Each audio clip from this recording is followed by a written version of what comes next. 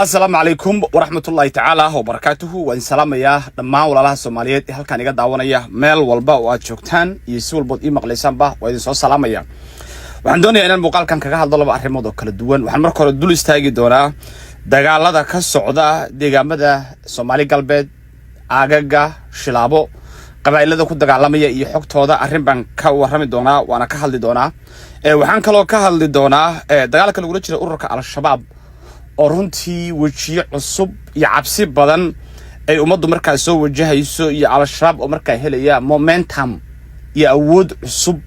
oo runtii umada cabsi gelinaysa labada qodob baan doonaya inaan falanqeeyo soo dhawaada meel walba oo aad joogtaan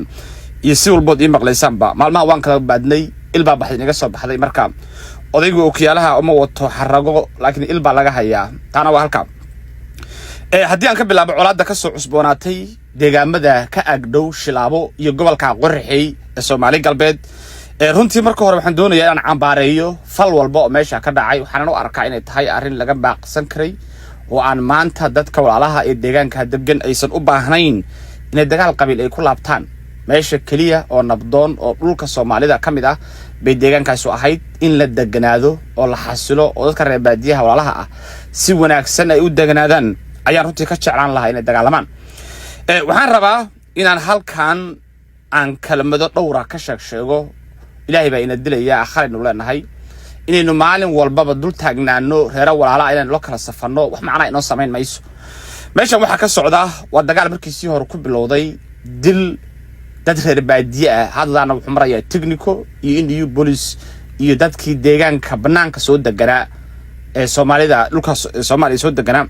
inay markaa dagaalamayaan waan xaalad runtii aad u xun oo qatar ah oo aan ka digayo waxaan rabaa marka hore ka inaan kala hadlo beesha Mareexaan qaasatan nimanka Bahawiye la yiraahdo oo ayagu dakanadan iyo dagaalkan socda cidda dagaalamaysa ah oo ay la dagaalamayaan reer kaleeto ayagana Muuse Gumcad la yiraahdo ogaadeen ah ayaan rabaa inaan si toos marka hore ula hadlo Mareexaan waxaan rabaa inaan Mareexaan yiraahdo nimanka Bahawiyeba ilmo adeer rayaalow marka hore waad qaldantihiin ma garanayo inaad isku timaadaan isku sheegtaan inaad qaldantihiin inaad u baahantahay isku laabataan wax saxdaan arinta ma garanayo inaad isku sheegtaan iyo in kale kasto aan dad badan oo xoogaan la hadlay ana ogahay dadka qayb badan oo kamid ah inay og yihiin inay qaldan yihiin ma garanayo sababta diidista banaanka la soo istaago in dadka walaalaha inta lala fariisto wixii qalad marka la saxo maamulka deegaanka Soomaalidana qayb baad ka tihiin deegaanka dhul weyn baad ka degantiin labadan gobolba waliba saddexdan gobolba doolan dhul weyn baad ka degantiin qorraxeen dhul weyn baad ka degantiin gobolkan Liibaan dhul weyn baad ka degantiin maamulka qayb baad ka tihiin inaad marka runta dadka u sheegtaan oo la fariisataan oo wixii qaldan saxdaan ma garanayo waxa idin ka hortaagan saddex qodob baan idin sheegaya muujinaya inaad qaldan tihiin cid idin saxdaan loo baahan yahay in la helo marka ugu horeysa dilkan iyo dagaalkan idin kala dhaxeeya Muuse Gumcadle horta Mareexaan baa bilaabay ninkii ugu horeeyay disheen wuxuu ahaa nin macallin dugsi ah oo maskiina ayaa subax hore la dilay ragii dilay nawaad garanaysaan ma doonayo inaan ku laabto walow mag laga bixiyay si fiican xilligeeda looga hadlay taa marka mid ugu horeyso wad ku qaldantiin dagaalka colaadda idinka bilaabay markii ugu horeysay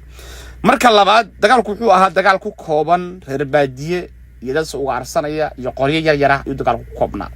Muuse Gumcadle niman hubaysan in ka badan ma intii aad haysateen in ka badan ma aysan haysan inaad dagaalka technical ku soo dartaan xuduudda aad ka soo talaabtaanna waa tilaabo kale oo amniga deegaanka iyo ummadda iyo maamulka qalqal gelinaya shakina la gelinayo cidda aad tihiin markaysa iyo waxa aad doonaysaa shaki baa la gelinayaa dadka deegaanka degan iyo dawladda meesha ka taliso oo haysataba dhulkaani Ethiopian baa haysta calankaas loo degan yahay ninkii diidan inkii aan diidanba qodobkana marka qodobka labaad oo aad ku qaldan tihiin and finally qodobka saddexaad oo aad ku qaldan tihiin ba waxay tahay hal nin baa niliga dilay dagaalka hadda markuu ka caayay inaad xere ciidanta weerartaan new police aan dagaalka qayb ka ahayn inaad laysaana waa tilaabo kale oo qaldan oo runtii aad direction qaldan u qaadeen saddex qaad baa idinkaas iska leh soo aad garateen ma waxay ahayd marka u wanaagsan inaad fariisataan aad qalaadkina qaadataan ma ahayn inaad qaxdaan ma ahayn inaad fake news sheegtaan waana la soo qixiyay iyo waana la baabiye iyo waana la dil waxba kama jiraan hal qof oo Mareexaan laba dil hal qof oo Mareexaan laba dil shalay niman kale new police layseen awalna 9 baad layseen 3 baad ka dambeyseen almost hadda 12 bay marayaan 8 qof baad idinka hadda ka watay kulay maanta wixii dhacay kamera qaba shalay meeshii joogtay sida daraadeed marka inaad carartaan oo carruurta iyo maatooyinka aad qixisaan dakano iyo idab darro adinku aad leedin wax macna idin sameyn mayso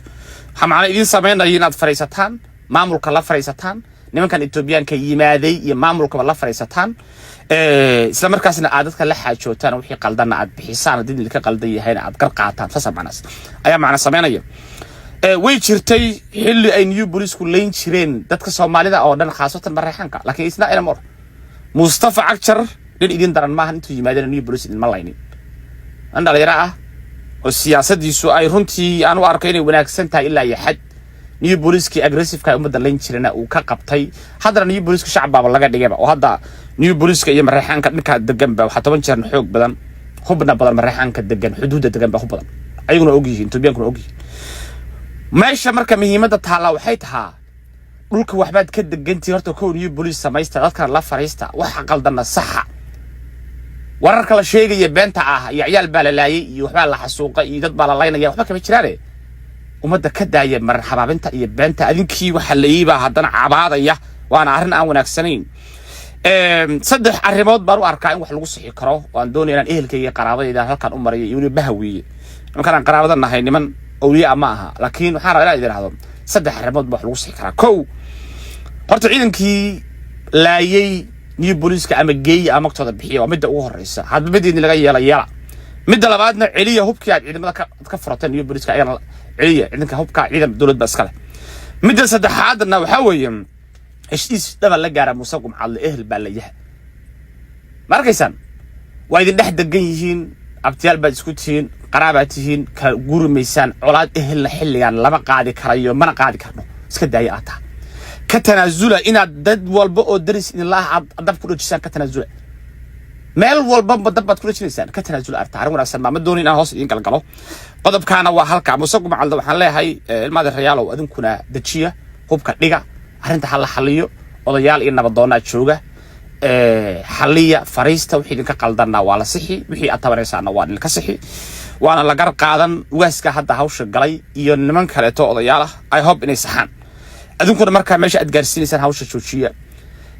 amxaar kuma kala jecela wiilka Mareykan iyo wiilka ogaadeen dhimanay idinka walaala ah bari baba laga yaabaa hadda wad aragteen dhulkii oramada oo dhan baba nugu soo butaacaysa hubkaan ay Mareykan la qarqarayaan kulli bari baa loo baahan doonaa hay adinku hubka adinkuna bari garba idin noqon doonaane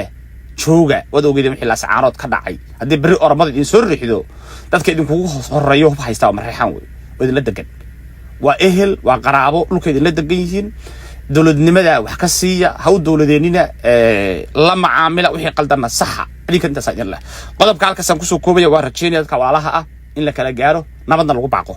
qodobka halkaas naga baxaya waxaan rabaa inaan ka hadlo arrimaha ururka al-shabaab iyo dagaalka ka socda runtii deegaan yar oo kooban oo su'aalo badan ay ka imaanayaan muran badanna runtii ay dul hawooganayaan Xasan Sheekh Maxamuud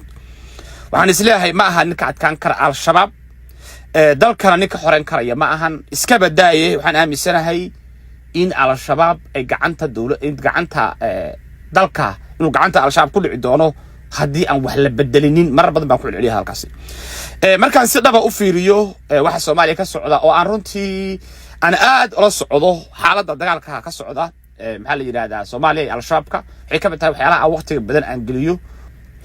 markii aad fiiriso meelaha la yaab kale oo u baahan inuu ka fiirno waxa weeye dagaal walba oo dhaca al-shabaabka dawladda ciidankeeda difaac ku jira ayaga siqaya ayaga la weeraraya haddana waxa la leeyahay dalka dib u xoreyn ba ka socota ma al-shabaab wax xoreynaya mise ciidanka dawladda wax xoreynaya ma garanayo waayo al-shabaabka wax weeraraya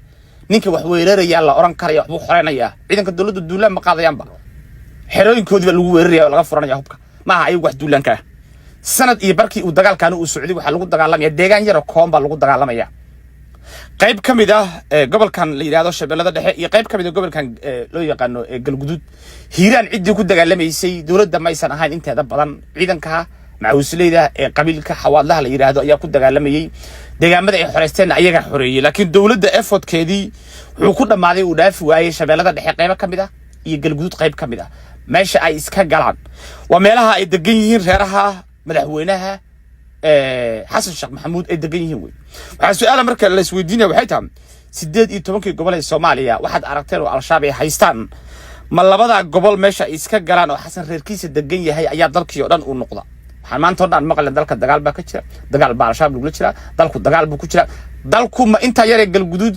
كترسن إنت يرجع كترسن شباب ده إحنا بدالك النقطة أو دالك كلاي على الشباب كوهيستي أن ولا طبعا محا قرشة والسؤال عن عيد كتشوي بكرتاء يسجلون ويه وأنا سؤال موجودنا يصدقال كأنه صناعين دجال محل يراه هذا دالك كتيرين دجال دجال خاصة لو حراني إنه يهي أي موجودنا يسا صدق كم الموديل الصوت في مركي الديرة صارتو حدار كيسا إن أي عيدن كدولد أي سب عن الشبان هدي أي صدق كم الموضوع وكله الصوص سعدانا أي سان الشبان وحنا مثلا مجالوين وين وأي كم يتهد وسمرب وأي كم يتهد بلدويني وأي كم يتهد مركو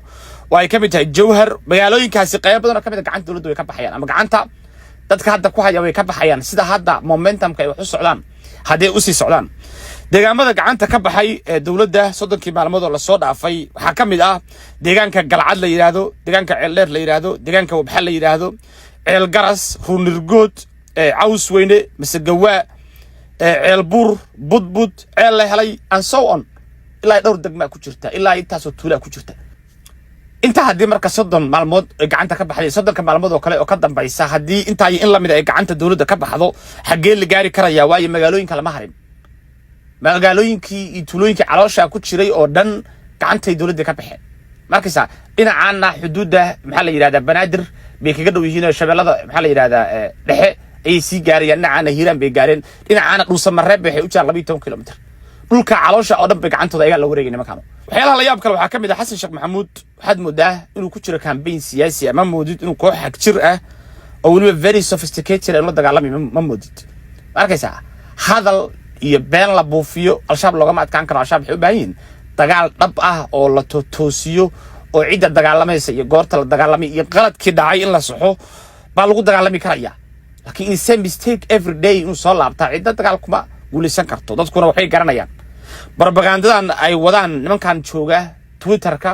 iyo dhalinyaradan la hayr-gareeyay Facebooka jooga dawladnimada Soomaaliya iyo ciidanka al-shabaab looga adkaan karayo arta adkaan karto idaasan waa ka daaway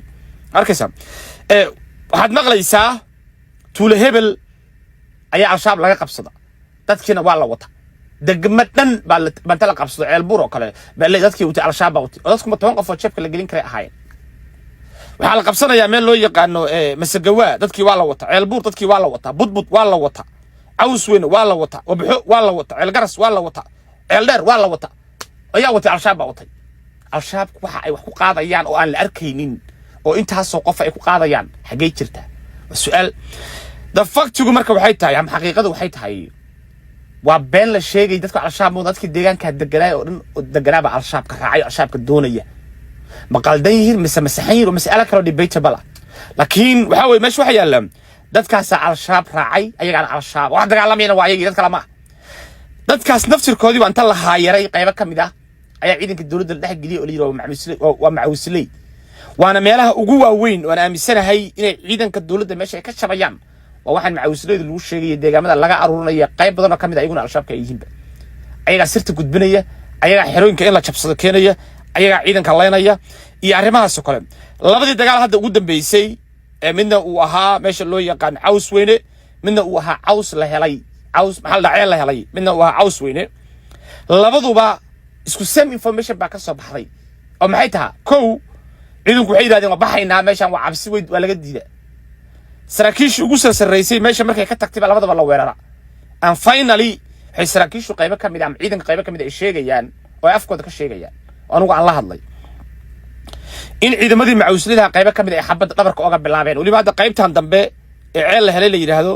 ciidamo firxada oo yimaade meesha loo yaqaano dhuusamareeb oo aan la hadlay baa ii sheegay inay ciidamadii la socday macawisleyda ay dhabarka xabad kaga bilaabeen حتى هذا سكر بلابنا بنت هاي وحموشنا ساكلا شكل مع وسيلة عيدين كدولة الأسكول حقاريو ما لها لقى صقورة يلا هايرة وروكي على شابك ويستيف for the last 15 years تدل تسوق بعبتي أمريكا اللي يريد قال بلقى لي مقع قبل وساق بتي إني على شاب كم بدح بنايين بقول كيبا 10% وكيعطى تابرك والكاسي ده كلا الدوان أي حسن الشيخ محمود الله الله markay arkeen fashilka dagaalka haysta madaxweyne wax bedel saan samee xayaalihii aan ogaaday waxa kamid ah in lagu yiri biixi odawaah lagu soo ciidanka markay ciidanka ay joogeen baa ciidanku macna lahaayo kalsooni ay qabeen baa lagu yiri markaysa ciidanka qayb ka mid ah ku yiri xasan madaxweynaha soo celiya raggaas inuu u baahan loo shaqeyn karinay markaysa sida daraadeed xasan sheekh maxamuud taladii qayb ka mid ayuu qaatay wuxuu u yeeray ninka loo yaqaan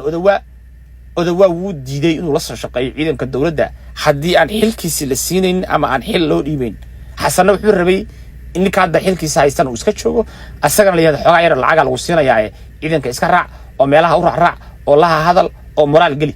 marka anigu meel aan ka shaqeynin oo aan shaqaan haynin adeer kama shaqeynayo ku yiri ka way heshiin waayeen saasaynu kala tageen san xogta ku helay haddii ay dib u wada hadlaan ama xilka la siiyo kulli wayna arki doonaa dhanka kale reer Hiiraan ayaa xasan ka codsaday inay biixi lagu soo daro dagaalka waliba qaybta Hiiraan maadaama ayaantii uu ka socday dagaalku Hiiraan uu biixi ahaa ninkii ciidamada lugta aaga inuu hogaaminay maadaama uu ahaa kalsooni bay ku qabeen haloo yeeray ku yiraahdeen xasan sheekh maxamuud uu diiday hadal aad u fara badan oo runtii iga yaabiyay ayay ii sheegeen madaxda maamulka Hiiraan qayb ka mid ah afkaygan kula hadlay oo waliba xasan la fariistay xasan waxyaalaha uu sheegay waxa ka mid ah wuxuu yiri biixi meesha aan kala joogno waa meesha ay farmaajo iyo saadaq joon kala joogaan arana meesha ay farmaajo iyo saadaq joon kala joogaan oo kale saadaq joon waxaan ku ogaanay ciidanka qaranka asagoo u shaqeynay shaati qabiil xirtay laakiin biixina asagoo shaqeynay xilka laga qaaday baan ku ogaa ma garanayo marka xasan shaatiga uu biixi rabin uu galiyo ma garanayo wuxuu kale uu ku yiri biixi waa in cib yahay biixi dagaalkaygu mataqaana ka soo horjeeda iyo biixi asaga dagaalka al-shabaab ii jabiyay iyo wax noocaaya fara badan buu nimankaasi ku yiri xasan sheekh maxamuud sayga afkayga iga sheegan biixi baa la hadlay uu dagaalka gali maayo dagaal la uma socdo yiri xil lama doonayo hatta hadii la yeero ma doonayo labadii markaa waa kala istaageen biixi xaq u istaagay xasan xaq u istaagay markaysa arinta waa halkaasi waxa kale oo ku soo ogaaday inta aan biixi laga qaadinin xilka ka hor waxa loo ciisraa kiilahayo dagaalka ku guuleystay waliba dhulkii hore ee laga riixay al-shabaabka wajigii hore oo uu biixi hogaaminayay kulligood waa la dalacsiyay markii biixi laga reebo